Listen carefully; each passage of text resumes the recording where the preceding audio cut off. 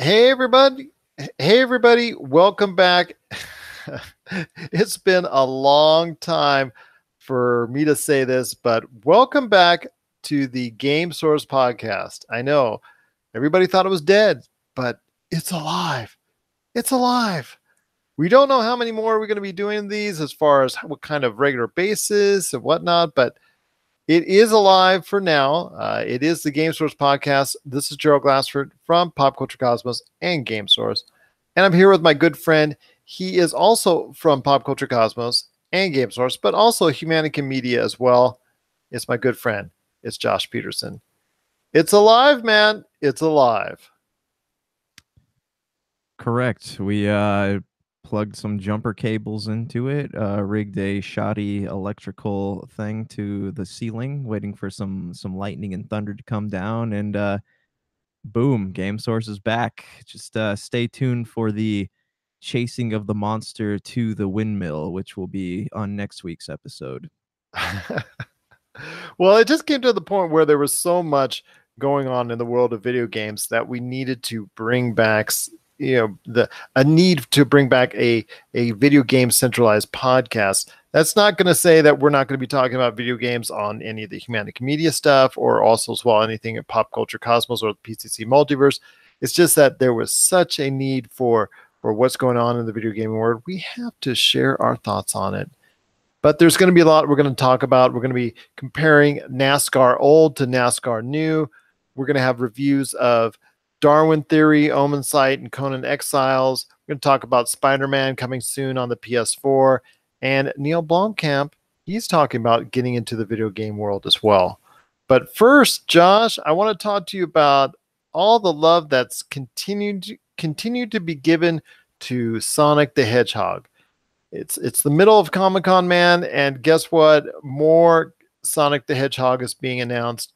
Not only is Sonic the Hedgehog coming to a comic book store near you with a new comic book series, not only is it coming to theaters in the not too distant future with a movie already, Jim Carrey is already being attached as Dr. Robotnik, but also more revised versions of the original game series. They're coming to a new platform in the Nintendo Switch.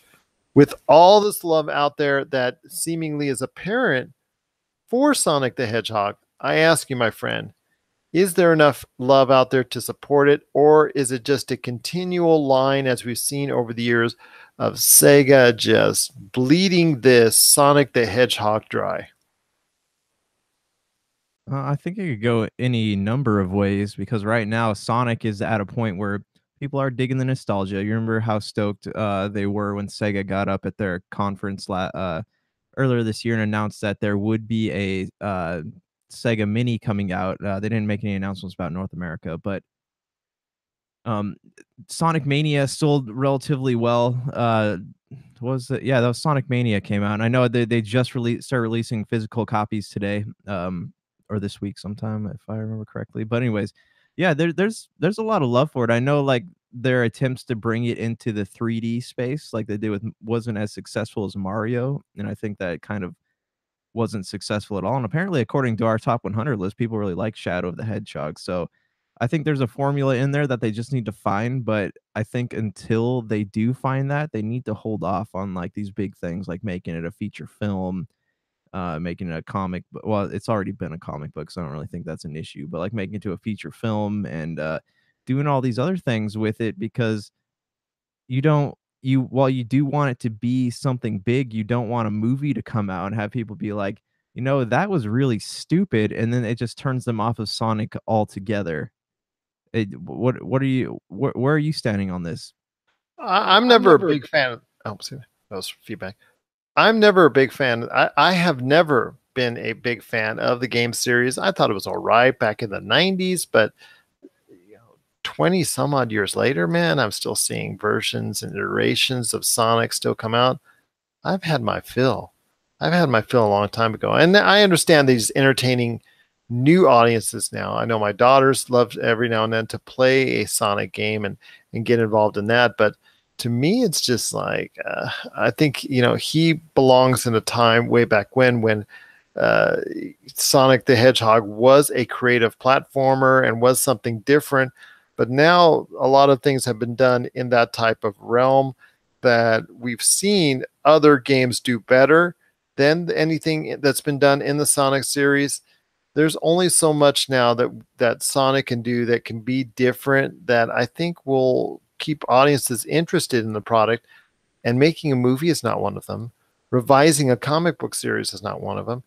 Maybe just concentrating fully on revising the old versions and putting them out like I said on new platforms such as Nintendo Switch, and focusing more on the mobile versions so that they're always ready with newer and newer versions of Sonic on your phone or your tablet. That might be where they should keep their focus on and rely upon, rather than trying all these other things that, for someone like me who isn't really that much into the Sonic franchise in the first place, makes it even less interesting than before. See, I grew up on Sonic, so I always have a soft spot, and I always hope that's why I don't want them to make a movie, because I would like to see something like I always imagined it would be fun to play a game where Sonic kind of had not, I don't want to say open world, but an open type level system like in Super Mario. You know, you have Mario 64, Mario Odyssey, Mario Sunshine, stuff like that. You just have, you know, it's not linear. You have Sonic and you can run around to places really fast and use super speed to do jumps and stuff, but you're not limited to like a hallway type gameplay as you are in these other Sonic games. Like you have to use Sonic's abilities to like jump up into places, collect power rings or whatever. You know, put an environment in there where he can interact with it and maybe talk with some NPCs and stuff. Like that kind of Sonic would be fun, because that's what allowed Nintendo to successfully bring Mario up into the 3D platformer world and then have him evolve beyond that. But there's a formula with, see, Sega's still they're so stuck in a style of gameplay. Like they, you know, ever since they joined with Atlas, they've kind of been stuck in that anime type thing, and I just don't think they put a lot of care into some of their older flagship properties. While Sonic does still have the favor of the people, I think it's a foolish move to make a movie out of it, because you don't want to make people sick of Sonic or see him as like a stupid cheesy cartoon or computer animation movie before you're even able to successfully bring him into the modern era. I agree with you wholeheartedly. Then I agree with you wholeheartedly on that. I just think it's not a wise move to do all this extraneous stuff when it comes to Sonic the Hedgehog, and just focus on the particulars that could or are a safer bet on being a profitable entity and a profitable outcome, as opposed to something like another comic book spin-off or a movie that could be hitting feature films that would probably leave a lot of bad taste in a lot of people's mouths, most likely. Now, it could be good, it could be, but I am not betting the house on it, that's for sure. All right. Yeah. Yeah. Oh, No, I okay. agree, man. Like let's Sonic Mania, I'm probably gonna pick up. I've just got such a huge back catalog of games right now, but I'll pick it up and I want to play it because I know that that was a kind of a newer iteration of Sonic, but still incorporating the old. But I'm hopeful that in the future we won't get something like Sonic. I forget what. Hold on, let me look what the last one is called. Um, Sonic Forces. So I'm hoping we won't get something like Sonic Forces again, but we'll get um something successful that will rate well and make people interested in Sonic again. Otherwise, you know, in the same way that they're able to bring Crash Bandicoot back to life. Otherwise, I don't see a future for everyone's favorite hedgehog.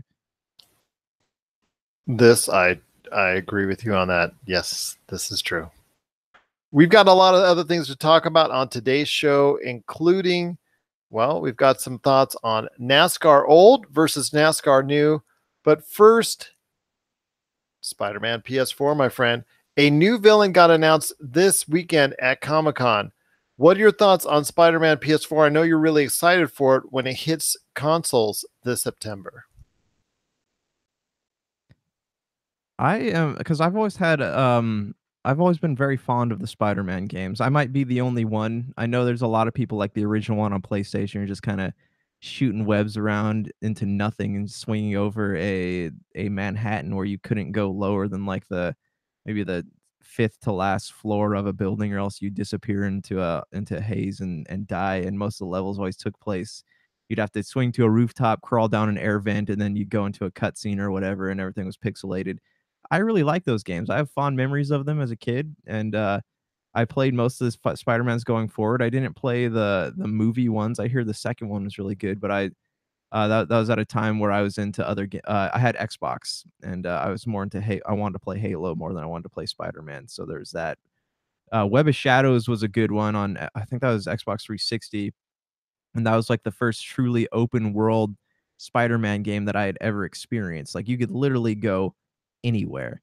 And so it's been a long time since a proper Spider-Man game has been made, because I think after Web of Shadows they had a couple other Spider-Man games that were more linear and didn't really let you do the sandbox type gameplay. And it looks like this game is pretty sandbox and open, and it explores the Spider-Man mythology and lets you kind of from what I understand, it incorporates elements of the comic books that weren't explored previously, and I'm excited to play it. Like I think that I saw some of it at E3. You can check out the footage on the YouTube channel, but it it looks fun, and I like the combo system. I like the way that you can chain attacks together, and there's so much about it. Like I want to know where the story takes place, but yeah, I'm excited to play it, man. Like I don't really have like a big running commentary on it, but I am pretty excited to play it. What about you?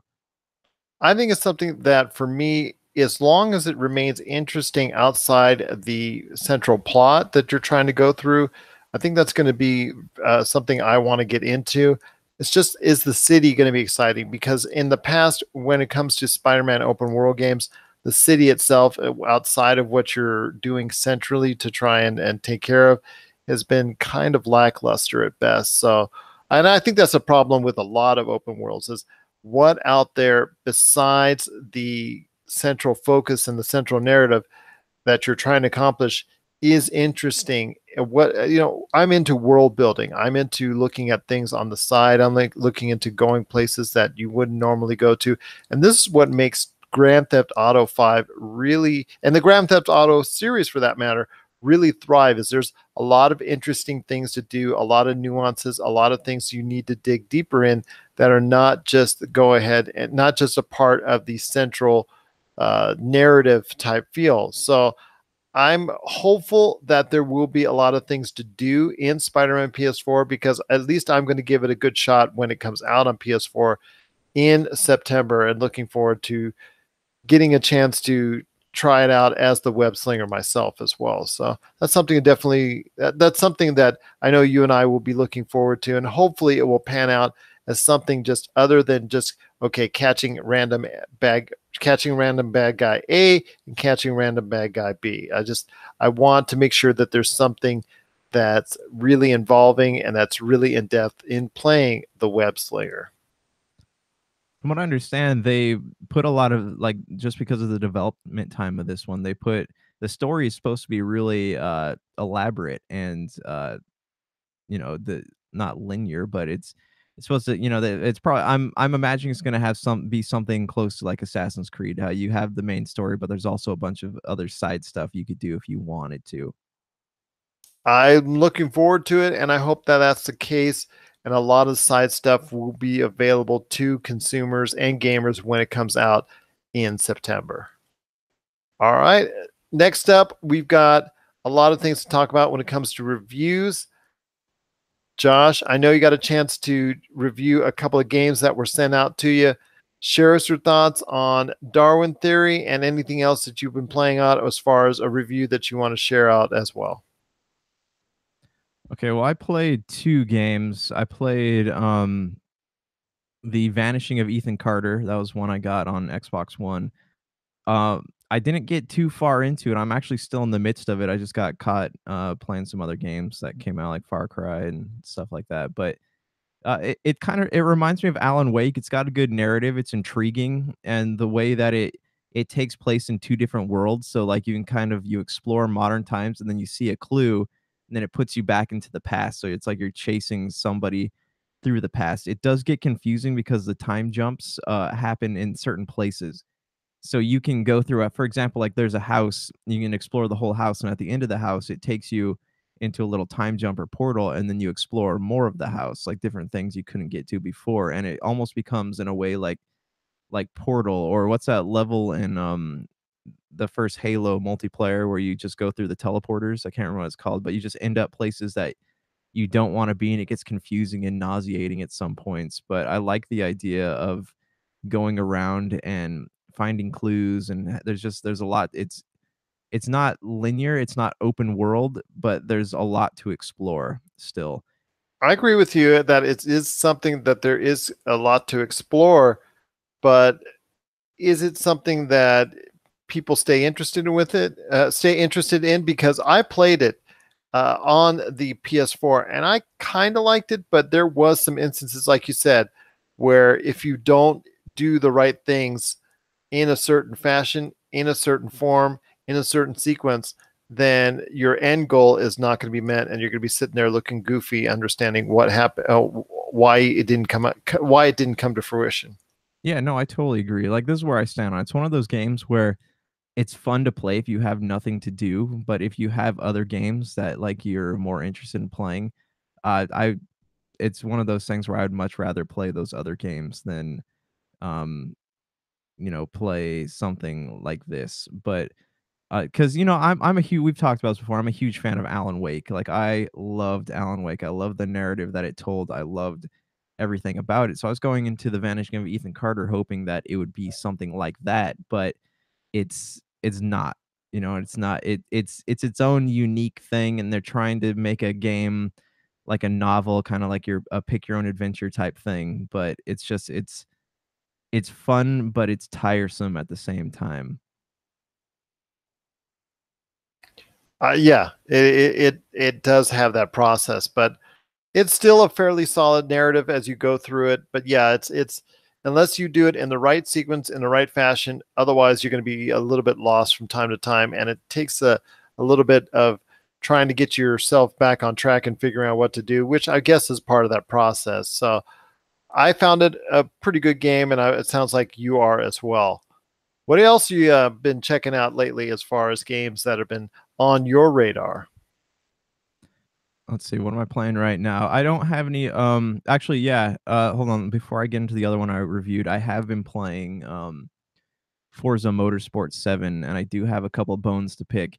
Your Drivatar is a huge pain in the butt, by the way, because Well, yeah, I could imagine that. I've heard a lot of people have had that issue as well.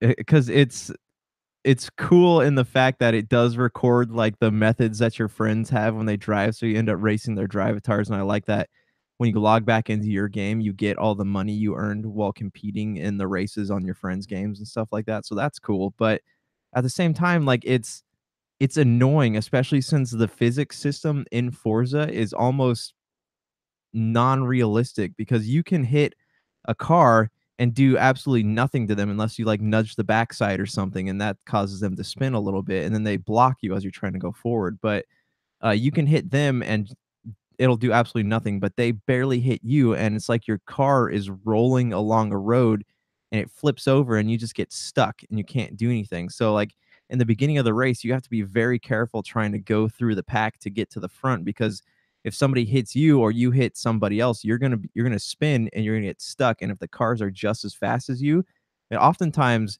the drivatars actually are more skilled than you are, despite maybe that not being true in real life. So you get stuck in a race trying to catch somebody that you can't quite get to, and it's annoying. So most of the time, like especially with like your Drivatar, Big Dog's Drivatar, Brian Kane's Drivatar, like I've had points where you have the suggested driving line and you have to try to get through them at, you have to brake at a certain time. Like I'll just drive straight through the suggested driving line and the braking points, and I will just ram your guys' cars as hard as I can so that I can get back on the track and beat the game.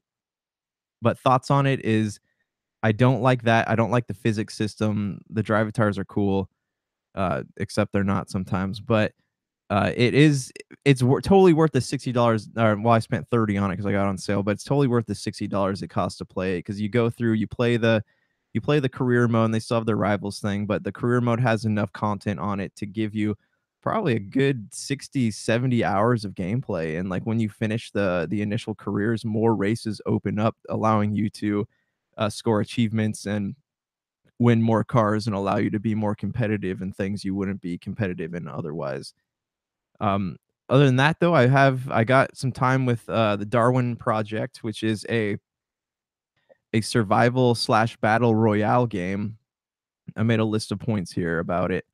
The things I liked, it's a clever twist on the battle royale genre because not only are you competing or trying to stay alive while everyone else is trying to kill you, but you're fighting the elements too. So the screen, you're out in the cold or whatever, and if your guy starts to get too cold, it does that thing like in Breath of the Wild where you can feel him like losing health. And then on this though, ice comes in on the edges of the screen, and that's how you can tell if you're freezing to death. So like it almost like if you're not prepared and you don't know how to play the game, like you go in there and you see it starts to get cold, and all of a sudden in the corner of the screen, the right bottom right hand corner, you'll see a bunch of people names going like, oh, so and so died, so and so died, so and so died, because you're fighting the elements just as much as you are fighting each other. So it's a clever twist on the battle royale genre. Like I said, I'm not a huge fan of the battle royale genre. I don't really play a lot of multiplayer games, but this was actually is pretty clever. And while you're fighting, you also have to win the crowd too. So it's like Death Race, where you have it's a TV show. So around you, you have this guy called the producer's in a little robot with a lens, and he can decide to help you mid battle if you want to. So I'll get more to him in a second, but it feels it's kind of novel because it feels like you're playing a massive Home Alone game. So like you set traps for people to win if because they'll come into your fort or whatever. You set traps for them, like, whether it's like explosives, tripwire, turrets, or whatever it is. You set traps in order to win, and then literally anything can be used as a weapon. So like I was killing people with a snow shovel just because like that was all I had. I'd run out of arrows, and then I would just bring out the snow shovel and just start hitting people with it in hopes that I would survive. So if honestly though, if this game did not have the animation style of like Overwatch, it would be incredibly violent. It would just be disgustingly violent, and which is good that it's more cartoony. So um all right, so my next thing is you can use materials like furniture, trees, and miscellaneous items to craft weapons, armor, traps, etc. So the game focuses. I would say this game is one part survival, one part one part like multiplayer, and then one part crafting. So it focuses really heavily on crafting. You don't walk around and just find weapons unless somebody else drops them, but you have to build everything. So there's like random chairs and trees and garbage just laying all over the place, and you have to craft your own armor, you craft your weapons. Yeah, it's really like it reminds me of Tomb Raider, how like when you kill the animals, like you have to craft them into like skins and gun pouches and stuff like that. You have to do all of that in this game.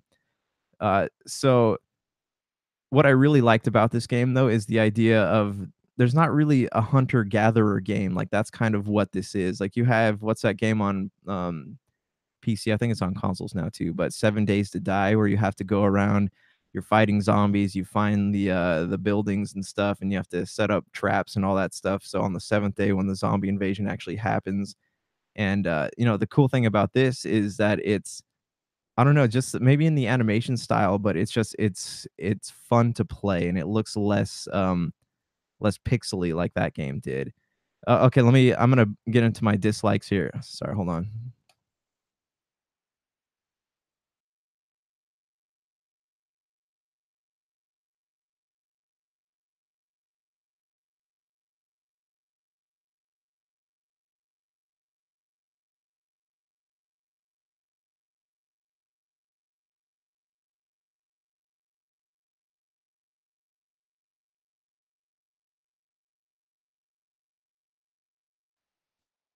Okay, cool. Um, my dislikes here. It's another battle royale game, so I like it's fun. It's a clever twist. It's very Overwatchy, but at the same time, it's another battle royale game in a market that's feeling oversaturated. It does play sort of like Overwatch, which I don't know that's a good thing or a bad thing, but there's just that to consider. So another dislike, you're not just trying to kill your opponents, you also have to please the director. So it's kind of like Gladiator. So you can be fighting somebody, and then mid battle, the director's little robot guy can decide to heal the other person, and then that puts you at an extreme disadvantage, and he can just kill you right away. So I don't like the random perks. Like that is something these games are hard enough, and if you play them and you're good enough at them, you almost don't need that. But if like he decides to put a shield over you mid battle, I kind of think that's unfair. But that just might be me, mostly because he didn't help me at all. He always helped the other people. The game relies far too heavily on crafting for my preferences, but again, those are just my preferences. Uh, it's just busy, it feels busy. There's so many elements in the game already. It feels busy having to craft your own weapons. So sort of So, so if you had to give it a review or thoughts on as a game overall, what would you be looking at?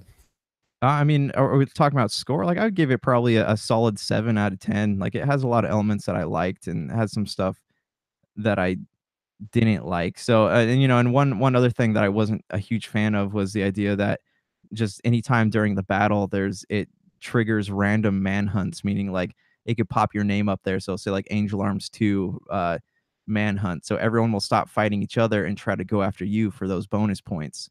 So that's another thing I wasn't really a huge fan of. But yeah, I would give it probably 7 out of 10. It launched early on Steam, early access and Xbox Game Preview. I know there's no official release date yet, but It's gone free to play. okay, all right. It is free to play. It's supposed to have a PC official release date for sometime this summer. So they haven't mentioned anything about it yet, but it's definitely something worth keeping your eyes open for.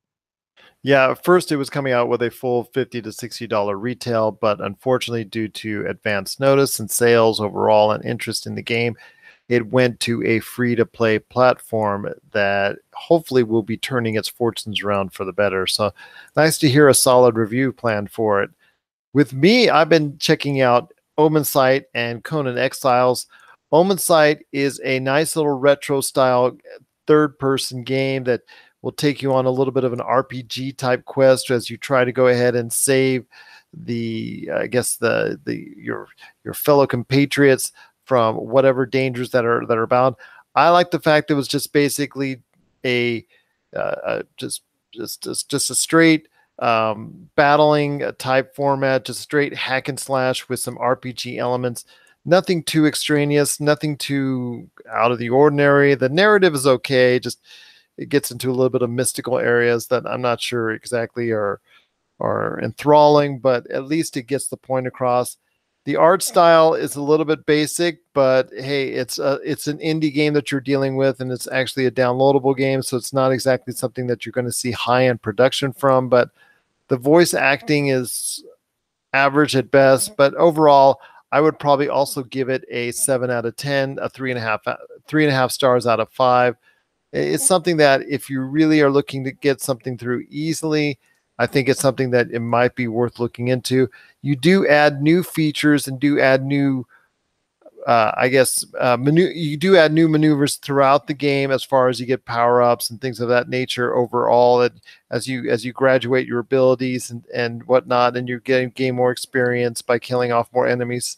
So it's a basic upgrading level system, and that works off pretty well. But some of the things that you get upgraded to are some of the things that are available to you as upgrades you don't really need, and sometimes the basic stuff that you're allotted and the basic maneuvers and attacks that you're given work out just fine for what you need to do in the game. But yes, like I said, 3.5 stars out of 5 for me. I think it's something that if you're really into just a basic structured game that takes 8 to 10 hours to complete, then I think this could be the game for you. When it comes to Conan Exiles, it's a completely different story. I didn't enjoy my time in it. I didn't enjoy it very much at all. I think it's something that has a lot of promise with a deep, adventurous game that doesn't do a successful job as a single player entity, but also doesn't do a complete job being that MMO immersion type atmosphere where you can get a lot of friends together, or you can interact with a lot of people and really come off to a nice adventure as well. I think tries hard to be both and doesn't succeed at either. A lot of crafting, a lot of building is needed, and if you're not really into that, this is not going to be the game for you. But the main drawback to Conan Exiles when it comes to you taking up the quest is the fact that there are so many technical glitches. I mean, it is beyond Bethesda annoying, because I know a lot of people get annoyed by the Bethesda glitches and whatnot, but are still able to go ahead and progress through the game, whether it be an Elder Scrolls or a Fallout series. This game has a lot of issues technically speaking, and I think that unless they go ahead and take the steps to eradicate a lot of them, it's going to hamper gameplay for a lot of people. I know it did for me. Even with all the little nuances that they try to throw in to differentiate it from other games of its ilk, it's still not the adventure that I was hoping for. And I'm going to give this a 4 out of 10 at this point in time, because I really think it's a game that has a lot of promise, but unfortunately not a lot of it pays off. Not a lot of it pays off. I heard that it takes forever to start too. Like I heard that like you go out and you do your hunter gathering thing, and like you can't, like in a Bethesda game, like you would be able to say, like you killed somebody, you would be able to like steal their things and use them. But in this one, like I hear that you can't. Like you have to go out and literally gather your own materials. Same thing when you find a bed, like you're in someone's bed, you kill them. Not bed, you're not in their bed, but like when you're in their house or hut or whatever, and you kill them, you can't use their bed. And everything that you do has to be done by sundown, because you literally can't see anything. Exactly, and it's just very, very slow to get off. It gets off to a really, really bad start, where you literally have nothing at your realm to go ahead and fend off any type of battle except for your bare hands. And while that's fun in some games, you're able to go ahead and progress quickly. This one takes a long time before you get anything as far as a way of defense or way of going ahead and a weapon system or anything that you could build or gain any type of materials for. So it's just really problematic that it gets off to such a slow start. It will lose a lot of players between that and the technical glitches that are abound in this game. Yeah, so what do you, I mean, what is we don't really know what the greater narrative looks like, right? So it's is there a story, or is it really just a survival game? That's the thing. It does have a narrative that once you try to go through it, it's okay. It's not bad, but it is more of a survival game, but it also tries to get you involved with an MMO, and it tries to do all these things. It's a jack of all trades and a master of none, which unfortunately makes it an uninteresting game overall, even when you try to follow the narrative, because it's just not something that a lot of people would be able to stick with, because there's so many other better things out there. There's so many other more and a lot there's so many other polished games. There's so many other games out there that are better polished, that are more enthralling, that are more interesting, and they're actually capture the gamer's attention a lot better than this one. You have to have a lot of patience to play Conan Exiles, and I don't think a lot of gamers do at this point in time, because there is so much more to choose from. So, but that's a look at some of the games that we've been playing as far as reviews are concerned. If you got any thoughts on some of these games, hey, share it with us, popculturecosmos@yahoo.com, or as well, Pop Culture Cosmos, Humanica Media, and Game Source on Facebook and Twitter as well. Josh, I know there's some things that you want to talk about when it comes to what you spoke to the individuals at 704 Games at E3 2018 when it comes to their latest version of the NASCAR Heat Series. So tell me, my friend, I got a chance to play the NASCAR Heat Series from yesteryear, meaning last year. What's going to be different this time around when it comes to NASCAR Heat 2018 or NASCAR Heat 3? Okay, well, first I wanted to ask you tell me your thoughts on last year's game. I know that you wrote a review on it. You got more, so you got the review code, and I saw them play it when we were at E3, but you were the one that really got into it. You got your hands on it, and you got to sit down for multiple hours to play this game. What were your initial thoughts going? And let me ask you this: as going into it, were you a NASCAR video game fan?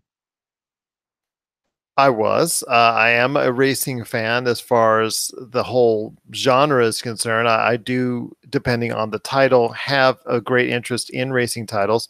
I'm a NASCAR fan going back as far as the series itself, going back to the 70s, if that gives you any idea of when I was a wee lad, as far as 7 and 8 years old, checking out the Daytona 500 and wanting to recreate that experience in a video game platform without having to spend the abundance amount that you do with iRacing. iRacing can get you that type of experience as far as the simulation is concerned, but it is so expensive to continually put out more dollars and more dollars for tracks, parts, paint jobs, the whole 9 yards.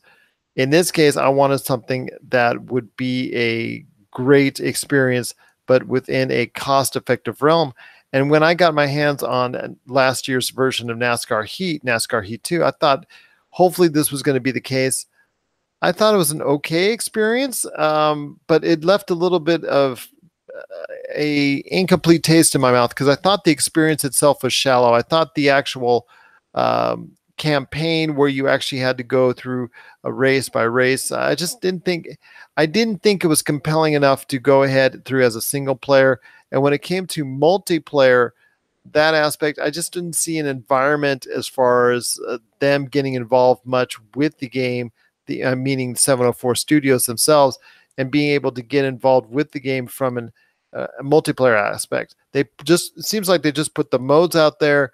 They just put the races out there themselves and just said, here, go at it, where there was just a lot of 10 to 12 cars just trying to crash each other and trying to spin each other out instead of actual real fundamental racing that gets people going.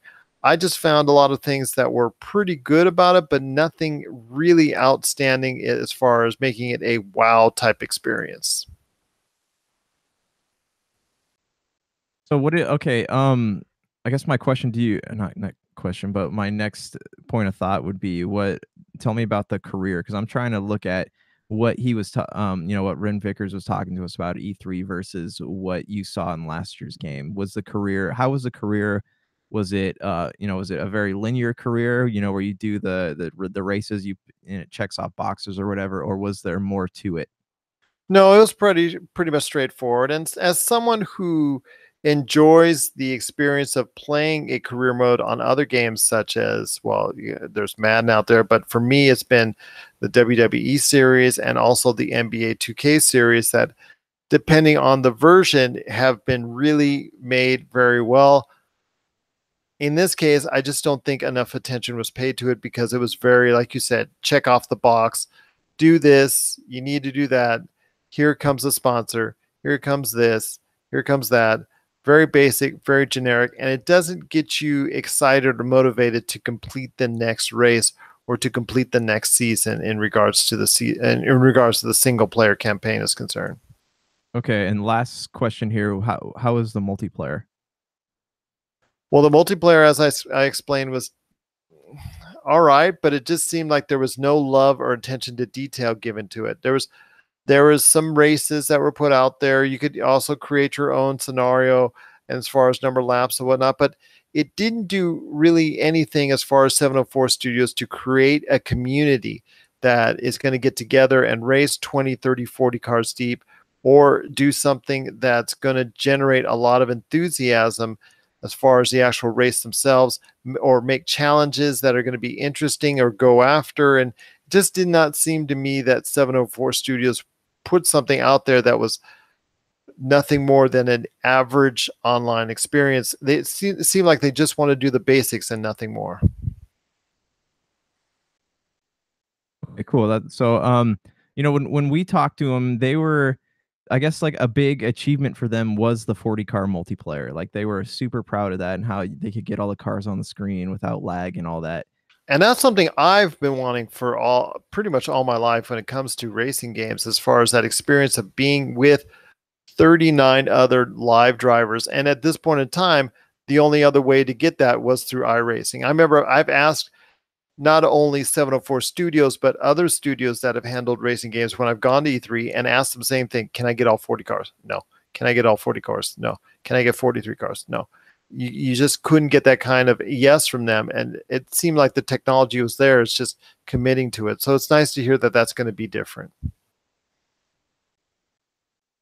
But even in like the older NASCAR games, NASCAR Heat, NASCAR Thunder, whatever your poison was back then, like even in the regular racing, you still couldn't get more than like 20 cars on the screen. So that was always something. And those games never, I don't think they ever had multiplayer, at least not when I was into them. Okay, so I got some hands-on time at E3 with NASCAR Heat 3. Yeah, I liked it. I thought that it felt good. I like the way that the draft system on it works, how you can get when you get behind a car, your controller vibrates to let you know you're in the draft of that car, and then when you get close enough, you can slingshot yourself around it. What I wasn't aware of was that these games have such a huge following. Like, I put the video up on YouTube, and I'm getting questions about the physics, the engine sounds, and stuff like that, and it all sounded pretty good to me, but I don't know what it's being compared to. So, like I said, you got to play the last one. So, um, in your opinion, how in the last one, how were the engine sounds? How were the racing physics and all of that? The racing physics, I still think need a lot of work. I wasn't in love with the actual car, the physical car looks themselves 100%. I still think they need to do a better job in that compared to like even a Forza games, as you're so familiar with. When it comes to the physics themselves, there were still times where it wasn't reacting to what I wanted to, or even when you bump cars or I get bumped, things like that were just little things that were just kind of making it that were little things that were just bringing you out of the experience. That was a part of the problem with me, and I think a lot of other people that were trying to race it as well. And as far as the tweaking in and getting into as far as what you need to go ahead and keep up on in order to keep your car running at a top speed, I think the involvement with that wasn't as where I wanted to be, and I think the intricacies of that needed to be expounded upon. But overall, I think the game issues, I think, lie more into the overall structure on a broader scale than going into little bit by bit details. And the sound itself, I didn't think was that bad. I just thought it's a little bit canned, but then again, when you're trying to go ahead and find an experience worth liking, I'm more than willing to go ahead and sacrifice a little bit of sound quality in order to get that 40 car multiplayer experience. Right, right. Yeah, I just like I did there's such attention to detail, so I feel like 704 Games really has the work cut out for them. So here's some of the things that they were talking to me about in the booth. So they added a competitive tournament style features and leaderboards. Were there any leaderboards in the last one between like you see your friends or people online, anything like that? A little bit, but nothing to any great extent. Okay. So I think, with as many people who like to play this game, I think it might be cool, kind of like a Ready Player One scenario. You see your friends popping up on the boards and you just want to outdo their scores, except you don't win like a golden egg or something. But so they were saying that they added a dirt mode into career, and I'm not sure it's playable in arcade mode. I would assume that it is, but I got some hands-on time with it, and it's fun, man. Like, it reminds me of, if you remember NASCAR Thunder, the last year they did that, I think I want to say it was 2002, but like they had the Daytona track, the old one where it was half on the beach, half on the road. It kind of felt like that, and it changes the paradigm of the game because you're not worried about just going around the track. You're worried about keeping the tires still and keeping on a straight path towards where you need to go. And there's always like you take your hands off the controller, you hit something, you're gonna spin. So it takes a lot of concentration to get these through these races, and I think that kind of breaks up the monotony of just going in circles over and over again. But they added 8 different dirt tracks. It's a whole season of dirt racing. So like you go from the dirt racing to the different NASCAR series that they have available in the game. That's how you play through your career. So it leads into the NASCAR series. They have some fantasy tracks or things that they made up or things that they added dirt onto. They have real world dirt tracks and also a hybrid track. So half asphalt, half have dirt. So that was kind of like the the Daytona thing we were talking about. Career mode, I don't know if this was always like that with the last one. What were the customization options on your car in last year's career mode? In last year's career mode, the customization options were pretty good in it. That's something I could say was fairly complex in the type of detailing you could do to the vehicle.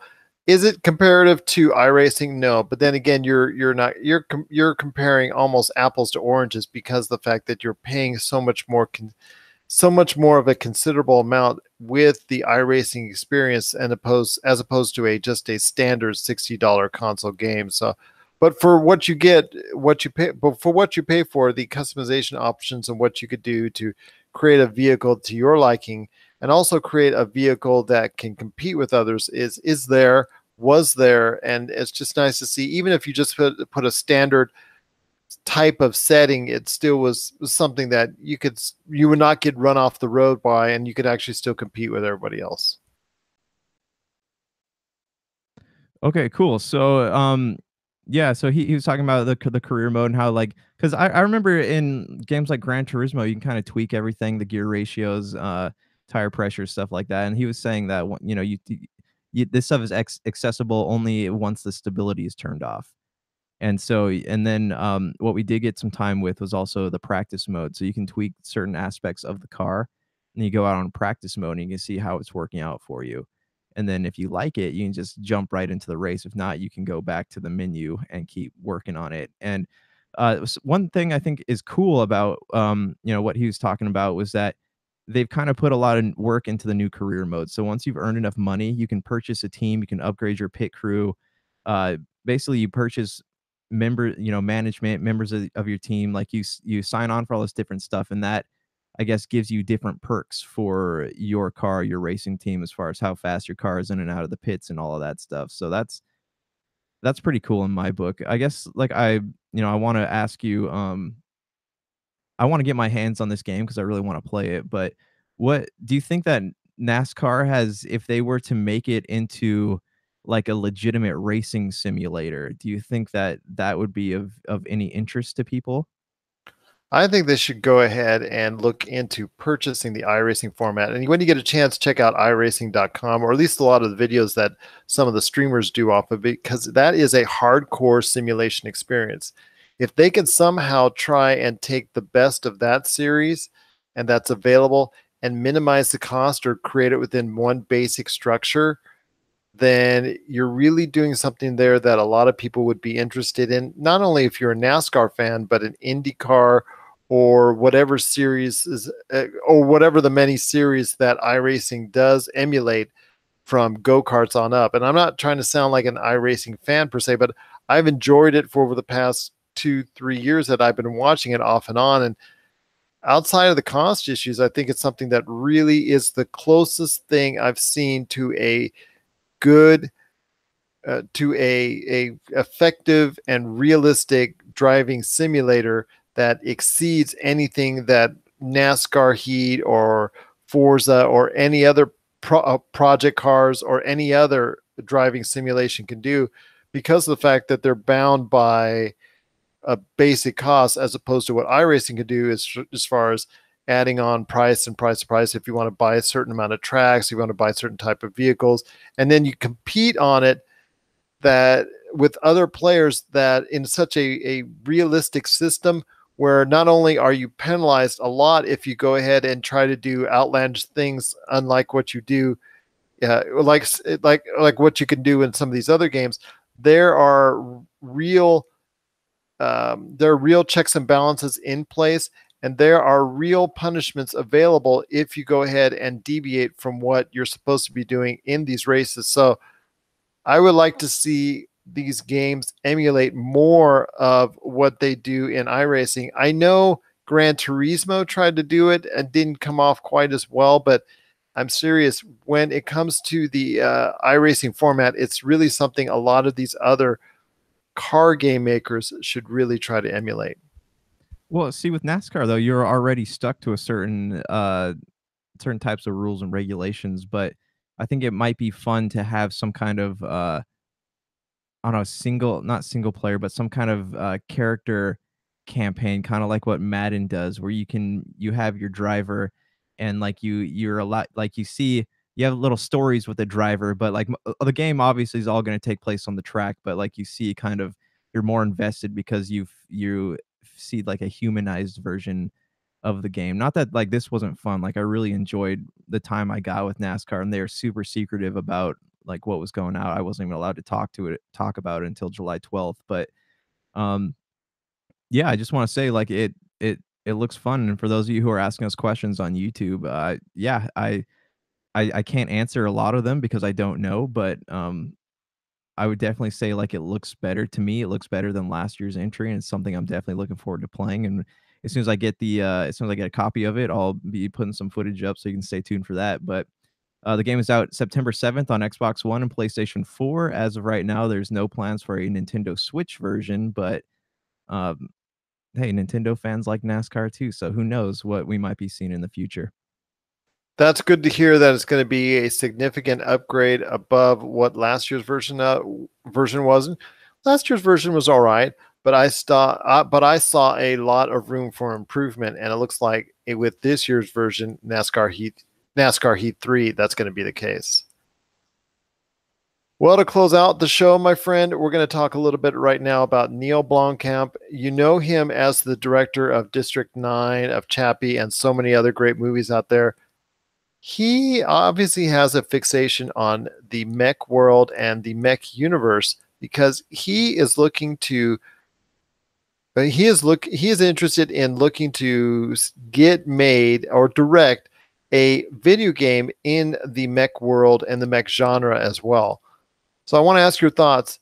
Do you think that Neil Blomkamp can pull something like this off as a film director that comes into a new medium and create an effective and more importantly a decent selling mech game, decent selling mech video game that something that we didn't expect he would be doing in the first place? I think that he has a mind for a story for a good mech game, but as we've seen in the past, mech games are a different genre. You have to kind of I don't think there's really been anyone that successfully brought all of the elements together. Like Chrome Hounds was good. Armored Core is pretty popular. I know. I think what Atlas makes Armored Core, Sega Atlas, if I remember. Yeah, I mean, people like the customization options, and obviously, like with World of Tanks doing so well, there is a demand for that type of game. But yeah, I if he can successfully combine story and gameplay, and then be able to deliver it in a fashion different from Titanfall, as far as like something compelling enough to keep gamers going back to it, then I'm all open for it. But he doesn't have any experience in the gaming genre, so I would have to not gaming genre, but gaming in general. So I would have to have confidence in the developers that he goes to make this game. And at the same time, is this a for sure thing, or is this just a dream of his? He has been reaching out on Twitter and social media to ask how he can get this done. So I think it's something that he wants to do. Whether or not it comes to fruition is another story, but there's nothing been signed as of yet. But I know it's something of great interest to him, and he's reached out, like I said, on social media to see if he can get this started and underway. And seeing him create a story within the mech universe once again actually would be kind of interesting because he's done a lot of great things so far for that genre. So I would be excited to see him doing something within that. And if I was a publisher or a development studio, I would like to see something. I would probably be reaching out to him at some point in the near future to talk and see if he's interested in working with them on a great mech game. Yeah, yeah, it's I'm down to give him the benefit of the doubt here. He's a talented writer, and he could make. I mean, I wouldn't be surprised if he could have a script similar to something Kojima would make. But again, I have to see who else is involved in this collaboration. And if you're because video games, as we've learned in the past, can't rely just on story. Everything has to be balanced perfectly to make it something worthy of people's time. This is all too true, my friend. This is all too true. What are your thoughts out there on everything that we've talked about? Our reviews, our thoughts on Spider-Man, a possible mech game from Neil Blomkamp, the NASCAR versus NASCAR last year versus what's coming out very soon. Our talk on Sonic the Hedgehog. Do you really want to see his universe expanded even more? What are your thoughts on that? Just let us know. popculturecosmos@yahoo.com, popculturecosmos, Humanity Media, and Game Source. That's right. I say Game Source on Facebook and Twitter as well. And make sure you keep up to date on everything going on in the video gaming world by checking out our Facebook page, Game Source, where every day we post the latest video game news right to there, so you can just keep up to date on what's going on as a gamer, so you know not only on what's going on with Fortnite, but PUBG, but all those games that are out there that are really, and stay in the know with everything going on in the gaming scene. So Josh, on this revival of the Game Source podcast, any last thoughts on the way out, my friend? No, but I mean, like, we might be bringing back some more game stuff here because I got just ordered Project Octopath and Kingdom Hearts, and I got a back catalog right now consisting of Wolfenstein 2, Doom, Last of Us Part 2, and something else that I can't see from here. So, yeah, we might have some video games to talk about in the future. So anything's possible, you know? Absolutely. And it's great to be back in the saddle once again for this Game Source podcast. Hopefully, you'll be hearing us at length talk more and more in the future and bring out more Game Source episodes and bring out more Game Source episodes in the future. And just it'd be great to have that along with all the stuff going on with Humanity Media and Topic Apocalypse, and of course, everything else at the Pop Culture Cosmos. Want to thank everybody again. No cheesy byline going out, so we just truly appreciate you listening to the show. And once again, this is the Game Source Podcast. Josh Peterson and myself, Gerald Glassford, thanking you for listening. This is the Game Source Podcast.